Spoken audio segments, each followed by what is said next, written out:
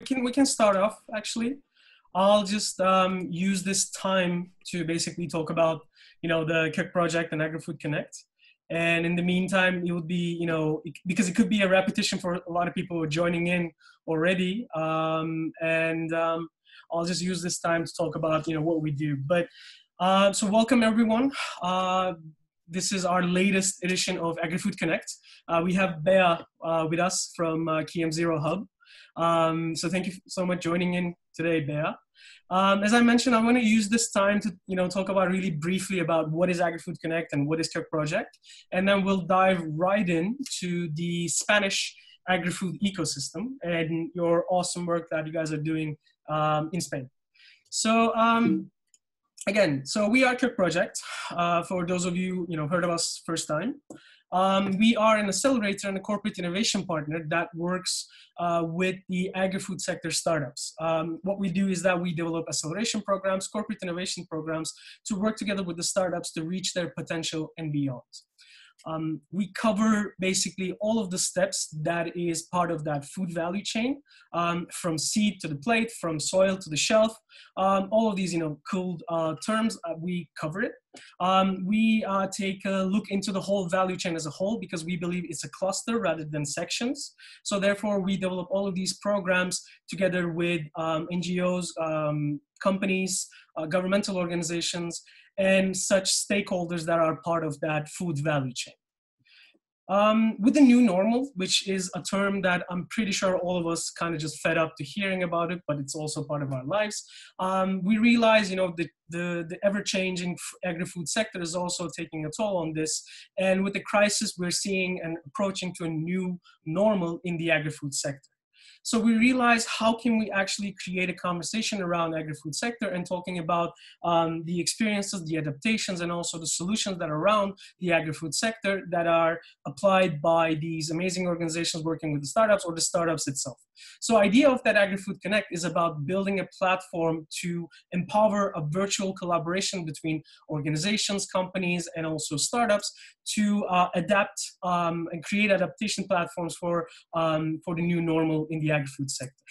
What it contains is that series of webinars such as like this, that we dive into the insights and also the adaptations, the solutions of each ecosystem with our local partners.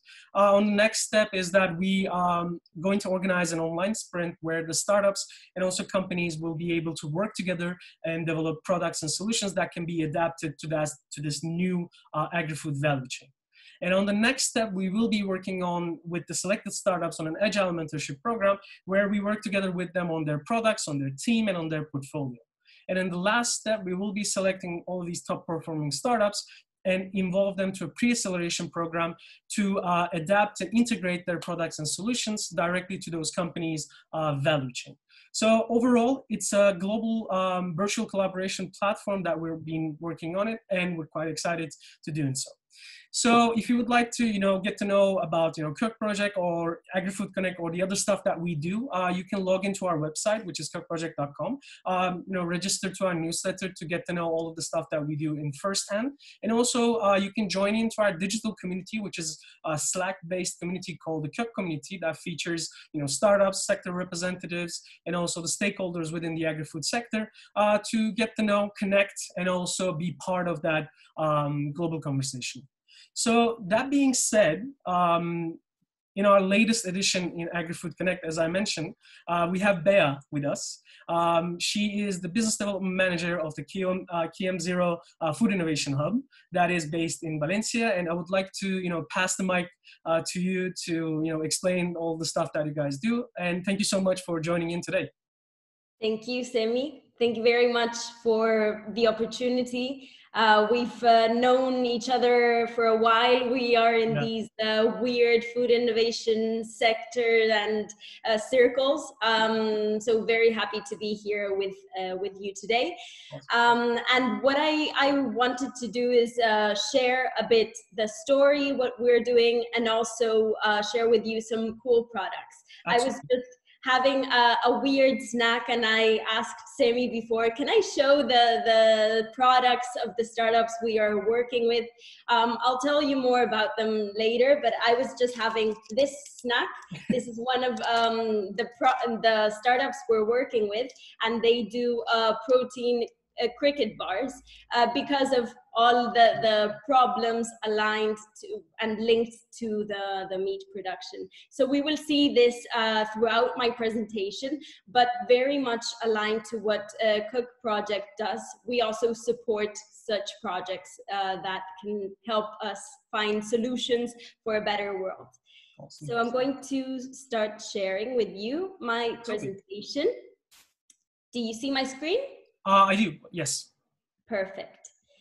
So first of all, I got to meet Semi and the co-founder Shirley some years ago back in Bologna when I was working with the Future Food Institute, and we were doing crazy trips around the world to hunt the future of food. So to map out those solutions and find those answers that food industry and institutions and community needed.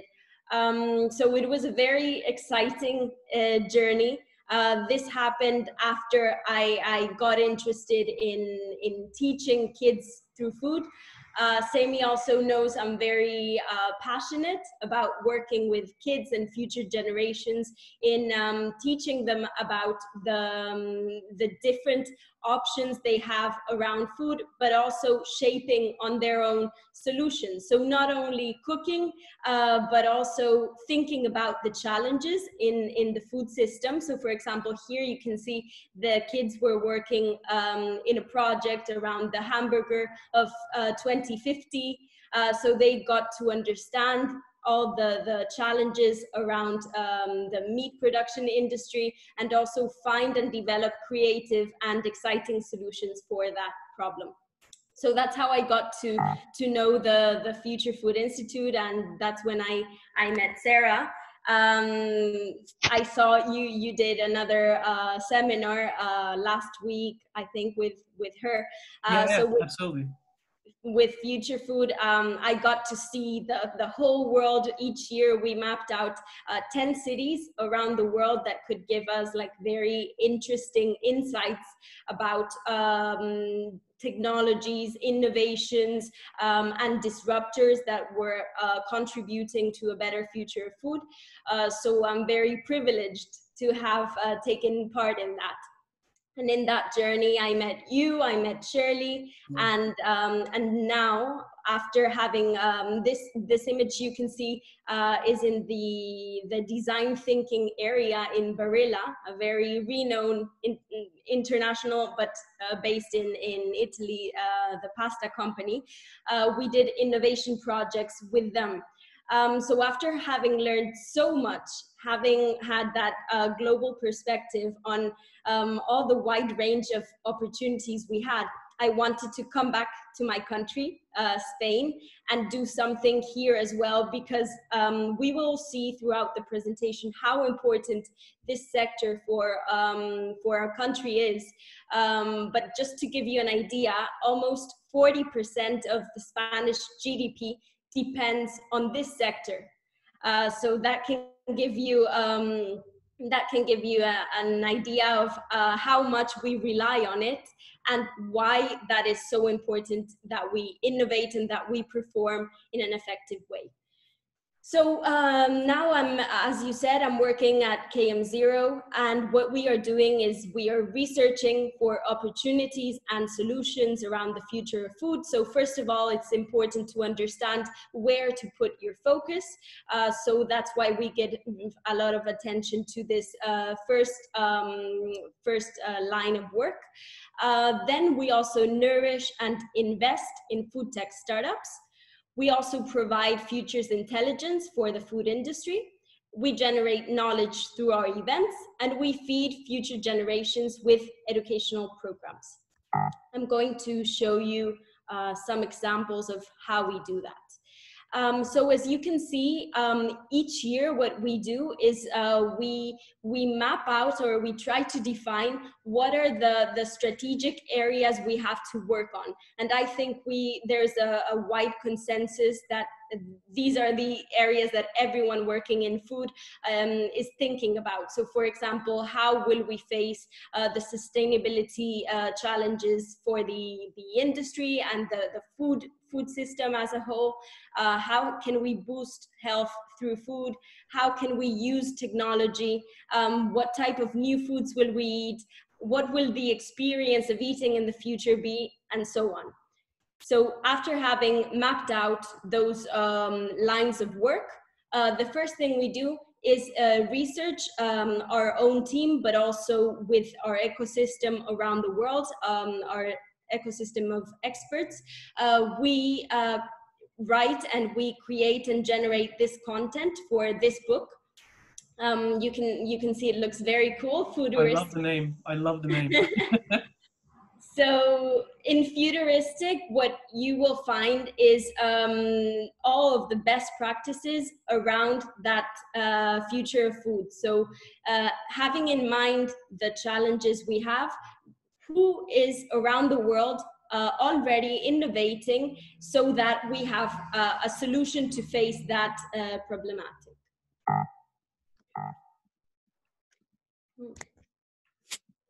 Sorry, sometimes no worries. it makes strange noises. So the challenge of technology is here for us all, we know. Of course. So yeah, last year we did this very cool book, the one you saw with the pepper.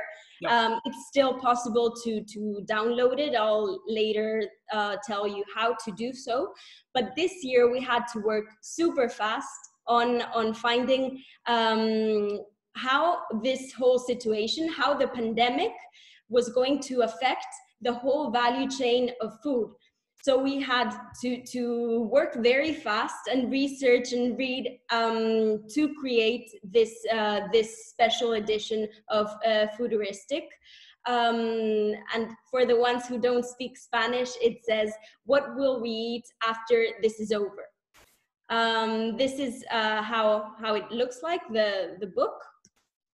And so I'm going to get back to this afterwards, because the content is super interesting and relevant for the topic we are discussing today, because it really gives a good image of how the Spanish agri-food system looks like nowadays after this pandemic and during this COVID crisis. So I'll get back to the content. But to finish up what we are doing from KM0, as I was telling you before when I showed you the fancy cricket bar, yeah.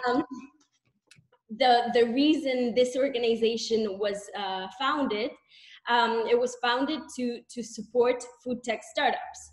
And why was this done? So who is behind of KM0 is one of the main food industry groups in Spain. And they realized they needed to really reinvent themselves and think on a medium long term. Because normally food companies are super busy thinking in the everyday dynamic. They're super busy checking their production lines. You can imagine, for example, during this crisis, the supermarkets had to continue supplying their goods nonstop. It was not like other industries. So they devoted this space KM0 to basically scan for opportunities and invest in the good ones. Here you can see some of them which are really in line with the needs of the current market. For example, we have here Trazable, which is a blockchain startup specialized in the food industry, and we are going to see how much food traceability becomes super important in these days. Right. Also, Lumencia, these sensors detect pathogens and other other matters that are super linked to food safety. So with all of these startups, we help the food industry perform better, and at the same time, we help the startup themselves. You can also see Coroco, which is a flavored egg startup. So I don't know, you are a chef, so you might know that. Look, this is the packaging. Can you see me as well, or only the screen? It's a bit smaller, I would say, but like, I mean, yeah, it's seeable. Wait, Yeah, how do they flavor the egg? Exactly, that's very interesting. I don't know if as a chef, you know, you can flavor and truffle eggs by putting them in a box with a truffle, since the outside of the egg has pores. Flavor can get in, and for some time, if you cook those eggs, they have the flavor, they have absorbed. The problem of doing it in this traditional method is they don't have anything to prevent that flavor to come out. So the same way this flavor can get absorbed, it can also leave the shell. So what we did, this is a great example of how we support an entrepreneur. So he came with the idea of making it possible to scale up this type of product, which in Spain is very traditional, the truffled eggs. But how do you do it in a way that you can put it in the fridge and the flavor stays, you can keep it in supermarket shelves for some months, and so on. So what we managed to do is develop a coating, kind of like a transparent paint, to prevent the flavor from exiting the egg. Wow. And now, for example, this startup, they sell in 2 of the major supermarkets in Spain. So that's a great example of how we really support, apart from the business model, much more with an industrial knowledge and also connections with the retailers here, to actually scale up in an efficient way. The startup, the cricket protein startup I was showing you, is Trillions. We are also supporting a hydroponics startup. We will see how much in these moments food sovereignty, so being in control of your food supply, becomes super important, because at any point you can have the borders shut down. So this is one of the solutions we are looking at. So we are never bored. We're so excited, always learning about what entrepreneurs and innovators are coming up with, and we support them in any way we can. So with all that knowledge, we also support the food industry, the Spanish food industry, because as I was explaining, this was built first by one company, but then many other food companies saw the potential in these type of insights, in helping them innovate much faster. Because innovation is something that comes to any company, but the important thing to do is accelerate that process. So anyone who is going to be able to accelerate their innovation processes and be able to adapt quickly is the one who is going to get that competitive advantage. For sure, for sure. So within that organization, I am in charge of a very exciting part, which is the yearly event we organize around the future of food. These are some pictures of what we did last year.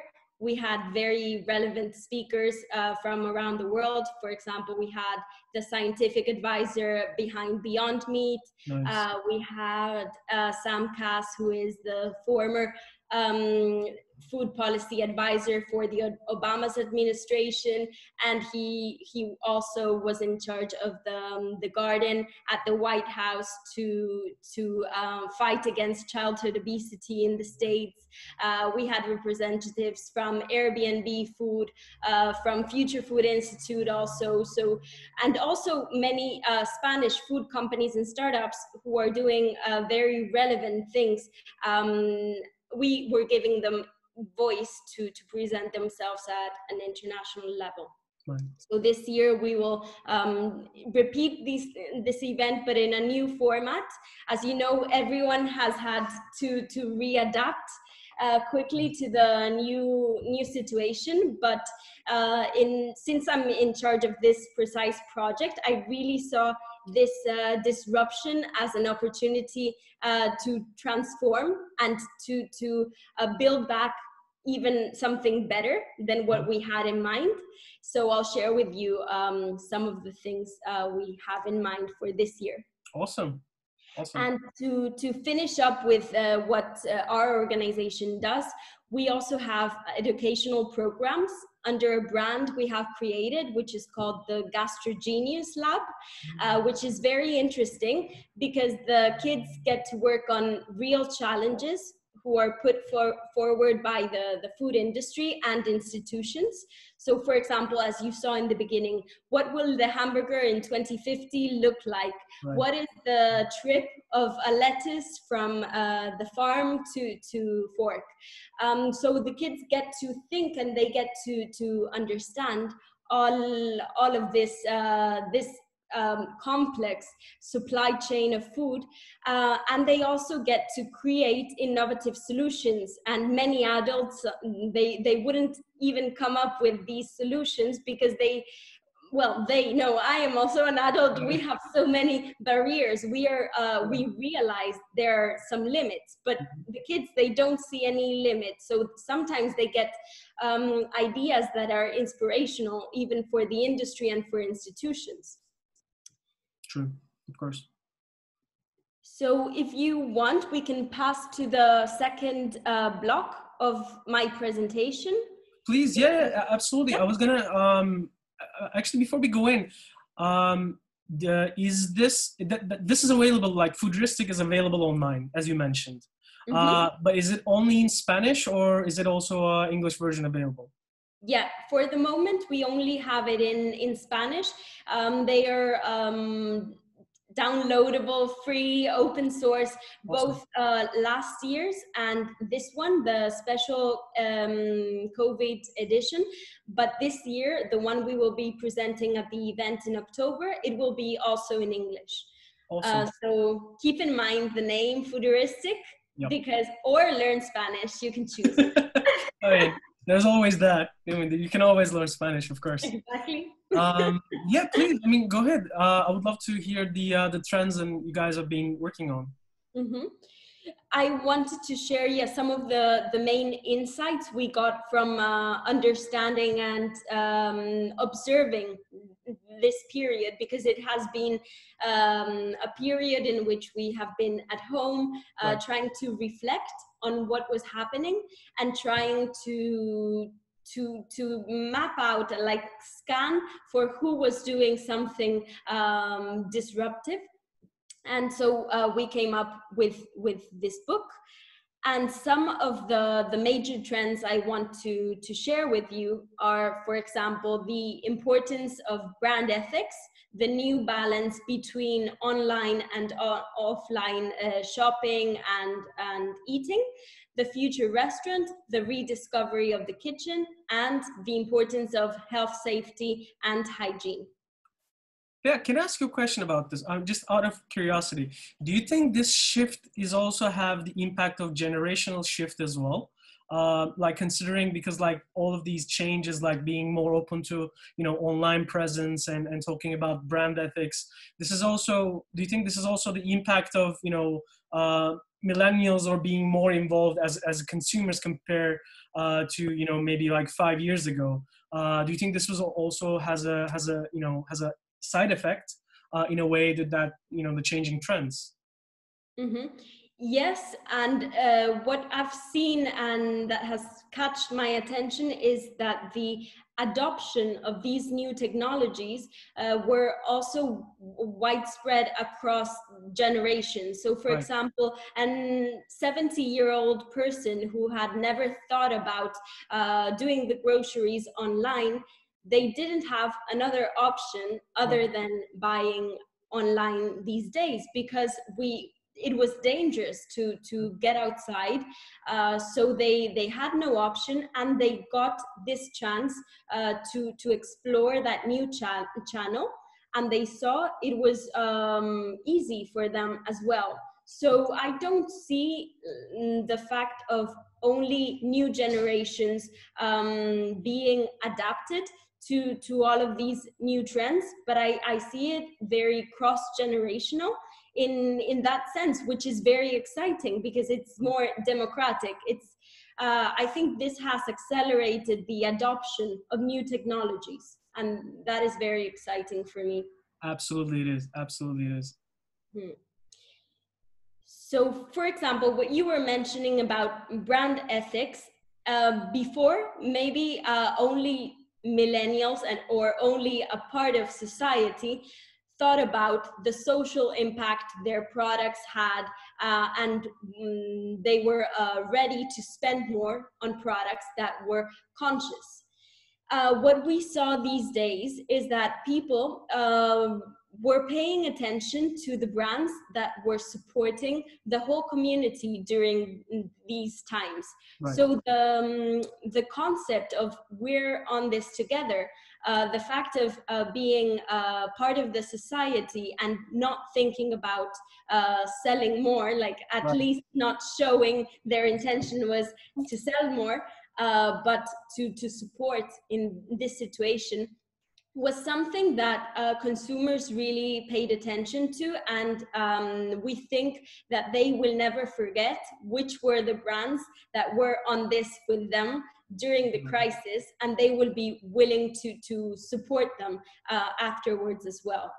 I suppose that in Turkey and in other countries as well, also the restaurant industry, since they had to shut down, they also found ways to support the community. So, for example, we had Food for Heroes here in Spain, which was a coalition of restaurants, and what they were doing was bringing food to hospitals to feed well the people that were taking care of us in this very essential moment in society. I don't know if that's something you've also seen in Turkey. There were some initiatives that were also supporting the, in two sides of it. So a lot of chefs, as you mentioned, the restaurants had to close down. And a lot of chefs, they were actually joining some initiatives to actually help out the healthcare workers with serving meals. There was one, I'm trying to remember the name, but yeah, there were some similar initiatives rather than a startup, but it was an initiative. Maybe they will turn that into a startup in one point. I'm definitely sure that it's something that is needed and should be spread out widely compared to not just for only one crisis, but is also supporting people in need regarding nourishment. So yeah, I mean, definitely we see similar initiatives in here as well. For example, World Central Kitchen from Jose Andres. Right, of course. He is a Spanish chef, so he also came and gave a lot of support in this period to people in need in Spain. And also something interesting is the fork. For example, it's called El Tenedor, the reservation platform for restaurants. What they did is make it possible for people to prepay the menus they were able to consume after the crisis was over. Exactly. So there you really saw how consumers were willing to support their community. It showed a very a more generous fate of all. It's a solidarity, for the restaurants. It's definitely, we see similar initiatives in here as well. There was actually a startup was kicked off a couple of months ago, not just for the restaurant, but it's also for bars and similar places to basically, you support them financially. You actually purchase menus that you're going to enjoy after, everything is settled, which I believe, starting this week and the next one. So yeah, it's definitely, I think it's a really important initiatives to support the restaurants. Definitely. So something else that was widely covered in our report was the shifts between the balance in the online offline shopping behavior. Right. In Spain, this was very significant because only 2% of the sales were done online. So this during the crisis, because people were afraid to go out, or because, for example, yeah, the supermarkets, they had long waiting lines. So because of all those inconvenient characteristics of offline shopping, of conventional shopping, they Right. decided to go online. But it was something not common at all in Spain. So we saw at some peaks more than 80% increase in those online sales. Right.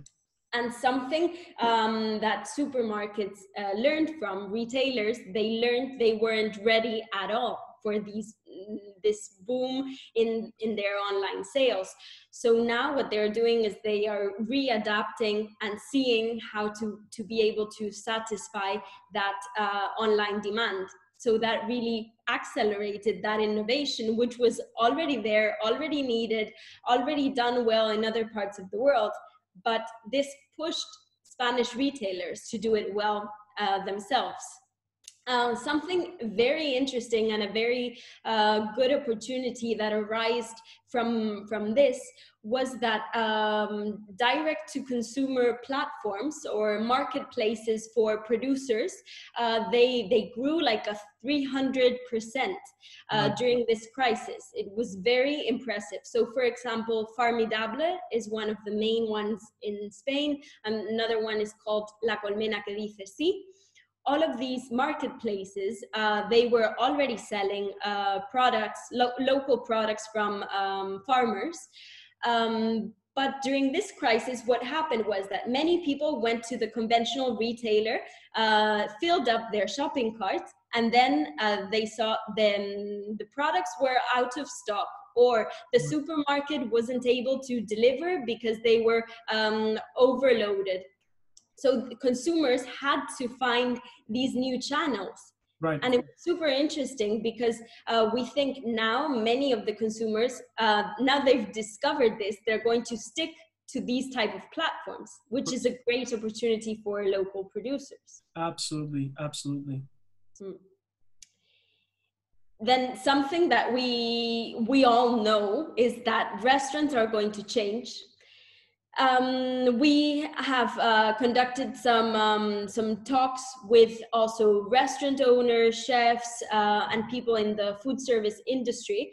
And something interesting is that the food delivery platforms such as Deliveroo, Just Eat, Uber Eats, and all of those, they are incorporating new types of restaurants. So up to the moment, the restaurants on their platforms were mainly fast food.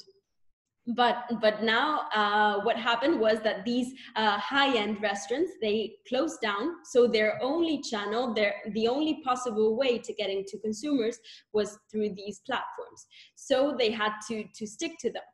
So this brings up the question about how is the food delivery service going to change? Are the riders going to be the same? Right. Is the packaging going to be the same? How about the experience? So how does a high-end restaurant enter the homes, for example, of consumers and manage to give that enhanced experience without the physical space, right? Of course. So, of course, there are a lot of boring parts and a lot of inconvenience in regards to the protocols and so on that are going to be put into place, because now in Spain we've opened back up, and restaurants inside their spaces, they have to have 2 meters separation between tables and so on. So it's going to be very tough for the industry. For sure. As I told you, in Spain, the GDP that is the Spanish GDP related to food is 40%. So we are an economy that relies very heavily in restaurants, in the agriculture sector, the distribution, and so on. So we have to be very intelligent in the moves we make to maintain this. Absolutely. I'm already finishing up, so we can start a conversation. This was something I experienced personally, but also we've seen it's widespread across consumers, which is the shift in types of products consumers were buying from the beginning of the crisis up to now. So in the beginning, I don't know about you, but I stocked up my house with Absolutely.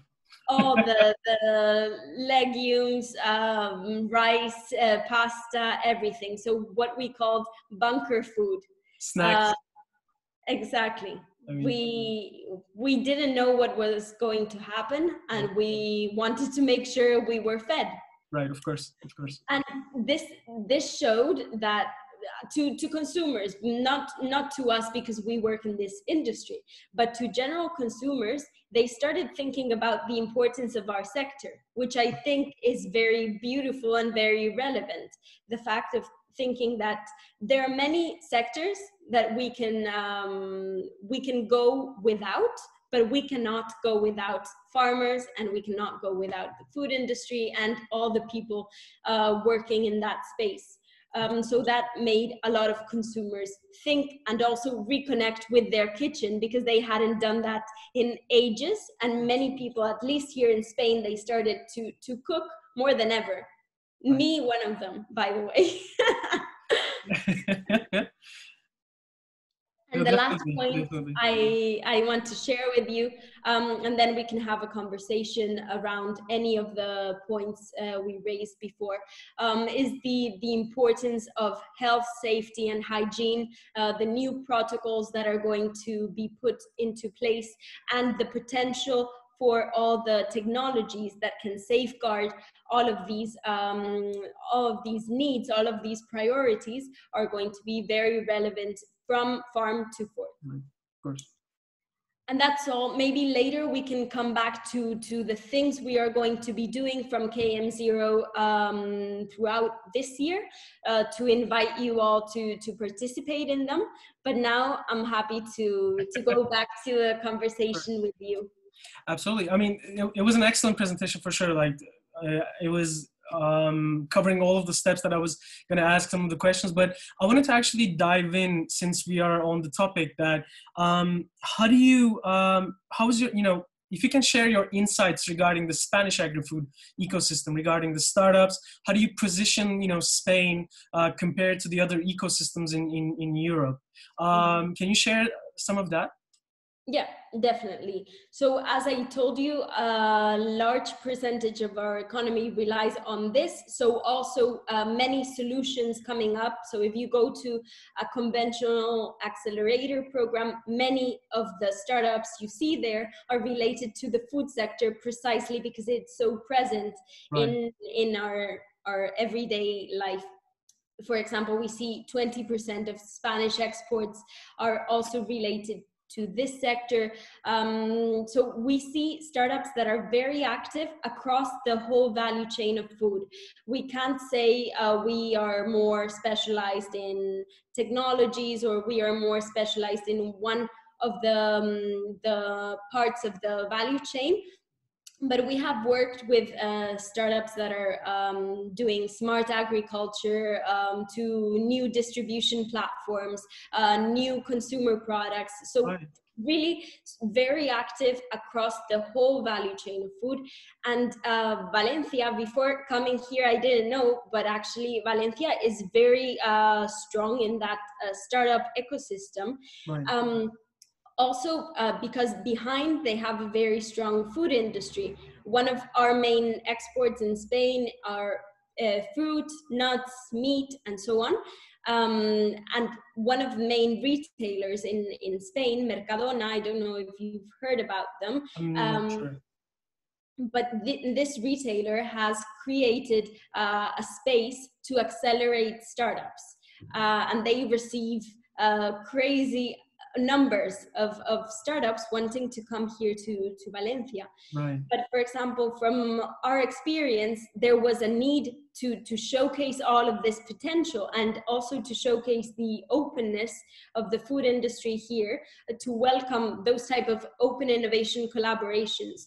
And that's why we decided to organize the annual event we do here, so that more people also from abroad, they get to know about the strength of our ecosystem, and also the willingness to invest and support the future of this. Amazing. I mean, that was my next question. Thank you for saying that. So, because, where I understand it, because it's such a huge part of the GDP, the interest is definitely in there, regarding the governmental side of it, regarding the startups. There are organizations, supporting the startups on this. And how's the investment side of it? Like, how is the interest for the agri-food sector in Spain regarding, how, the investors are interested in the startups to invest who are, working in this field, or do startups, move away from Spain to find investment? How does that relationship go? Mm-hmm. So of course, as in every country, we have both cases.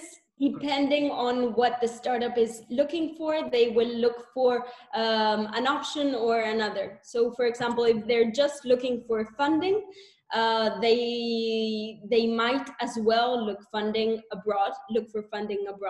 Right. But if they are looking to pilot their product, for example, they mostly stay here and look for an industrial partner to be able to do MVP and to do a pilot with that certain company and to scale up.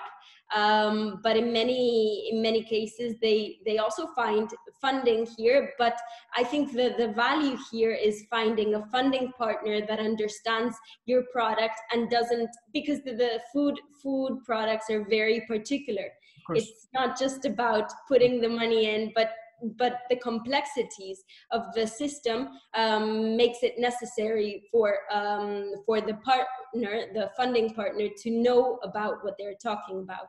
So, for example, the company we have that backs us up, they are in the meat industry, and they also have connections with the whole Spanish food ecosystem. So whenever we receive a proposal of a project of a startup, we might not be the most attractive because of the amount we can invest, but many startups, they value the industrial knowledge we have behind. Excellent. And I wanted to ask you one more question regarding the ecosystem. Is that since the language is always could be a barrier for a foreign startup to move in to another country. This could be a relationship with the French ecosystem, with Italian and Spanish as well. But how's the relationship between the Spanish ecosystem and, for example, the Latin America ecosystem? Do startups try to come to Spain and move into the Spanish market, or the other way around? Is there sort of like a relationship going on between the organizations as well? Mm-hmm. I know there are governmental programs in Latin America that support precisely what you are mentioning. So they support entrepreneurs to come into Spain and develop their projects here with experts. I think, although it is too weak, it doesn't happen that frequently. I see. So even if I'm always surrounded by these projects, because I always go in to food innovation events, we receive many projects and so on. We don't see that many coming from Latin America, which is a big shame, because as you said, we share the language with a whole continent almost. So I think that is a very interesting line we should work on this year. I'll get to think about that, and maybe in collaboration with your platform, because that's something that doesn't happen that frequently, actually. Yeah, I mean, we would love to, definitely. I wanted to actually slowly move into the food tech and also the future of food side of it. I mean, you talked a lot about, the startups and also, focusing on the CPG, but it's also about, agriculture side of it. That is also a huge interest in Spain. But you're also traveling, quite a bit, meeting with a lot of startups, being involved all of these, events and organizations. How do you see the effect of, food tech all across, and also in your, in Spain as well? So is it becoming more and more like interesting point that, we see it as like a need, we need to change the system, focusing on rather food security and food safety side, or is it still on the, like, is this something cool to eat, a snack made of crickets? Like, how would you position the food tech and the future of food? I think increasingly people are perceiving the importance of doing something and taking this consideration, this sector into consideration. For example, what I said, before COVID, many consumers didn't think about the relevance of our sector.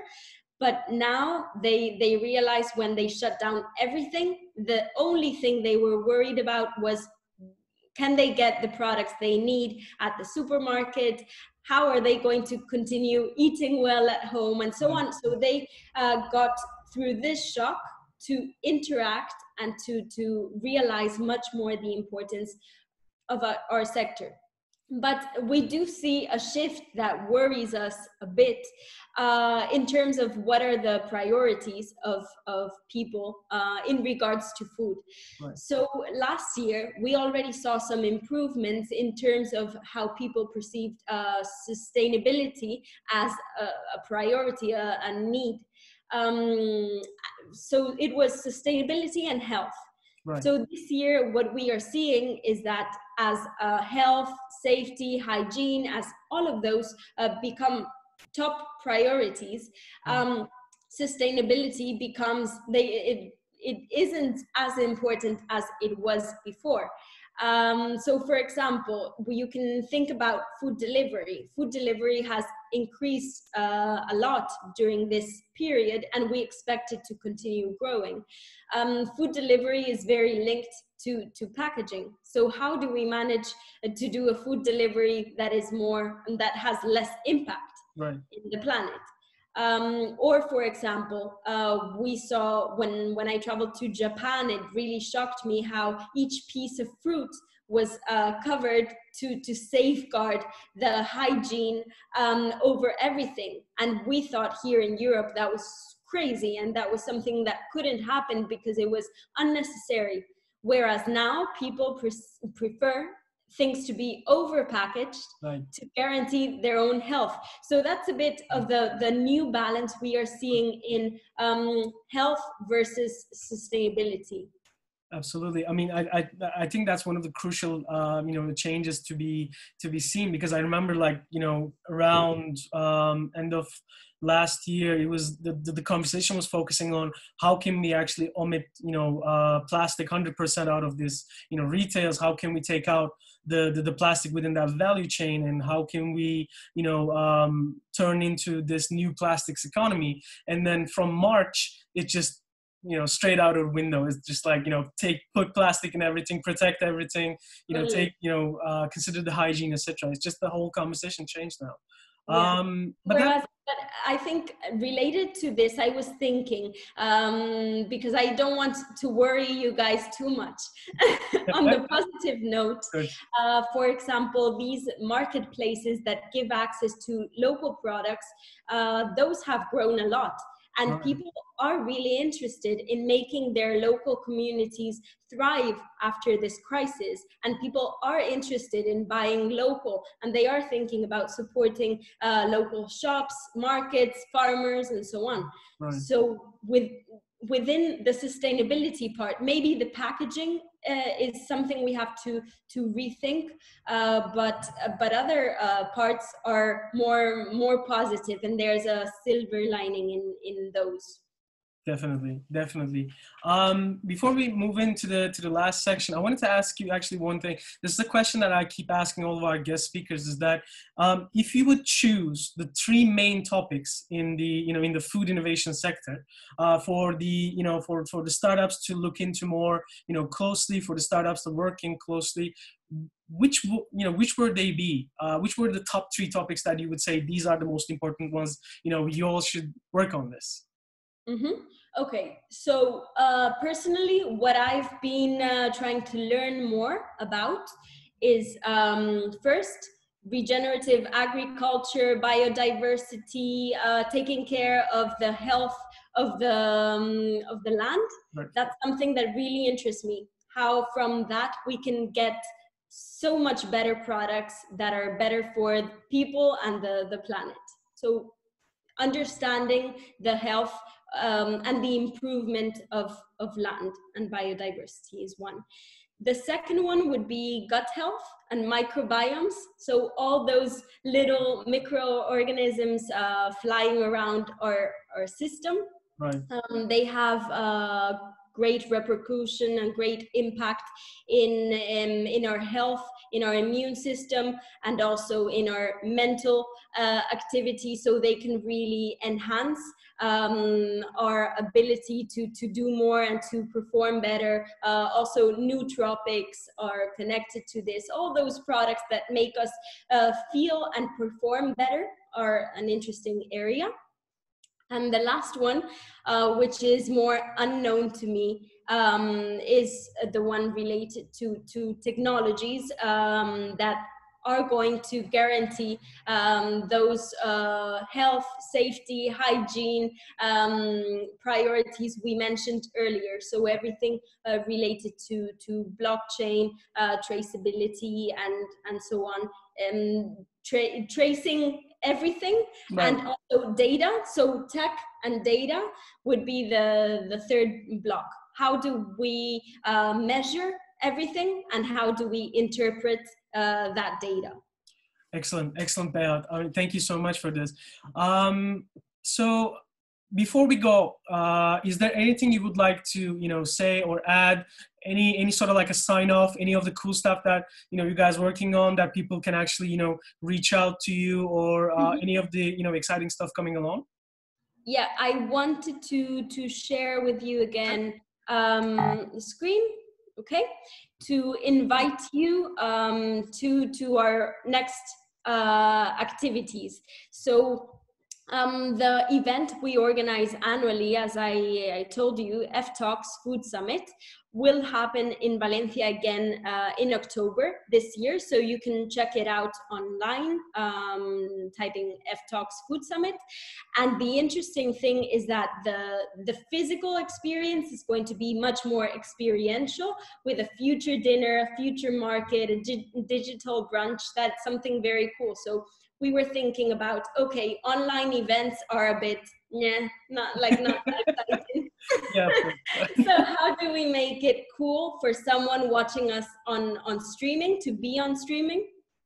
So we are thinking of a way to make people who sign up receive it at home, a box with innovative food products, the ones that we will be eating at the event, so they can actually connect with us through Zoom, and they can send us our questions, but at the same time they would be eating the same as we are eating. So we see that as a cool alternative to these hybrid events. Yeah, it's a great thought. Awesome. Then also you can download the book. As I told you, you have to learn Spanish. Spanish is a must nowadays. So I'm joking. So Futuristic, for now, we have 2 editions. They're both in Spanish, but the one we will be presenting in October will be also accessible in English. And for you all to keep up with everything we're doing, because we're so active. As I told you, we do activities with kids, with companies, with startups, with a community. Just make sure to follow KEM0 in any platform you prefer to follow. And we are very active in posting everything you do. And the last thing is for anyone to want to connect with me by mail or my LinkedIn. I'm very happy to support you in whichever way I can. I've been living in this crazy food innovation world for some years now. So I'm very happy to share with you anything that can be of help. This was brilliant, Bea. Thank you so much. Really, thank you so much for all of these, cool stuff that you guys are working on and sharing all of these, great insights. I wanted to, remind to our, viewers and people who joined us, you will be able to find the recording of our session on our YouTube channel, on Kök Projekt YouTube channel. You can check out the other webinars that we do, and also make sure to, check out our website and register to our newsletter to get to know other stuff that we do and joining to our other webinars. And again, Bea, I mean, this was amazing. So thank you so much for joining in today, and hope to see you in our next webinars as well. So take care and see you soon. I hope to see you here in Valencia in October at our event. I would love to. Awesome. I would love to come. Awesome. Take care of yourself. Thank you. Bye-bye.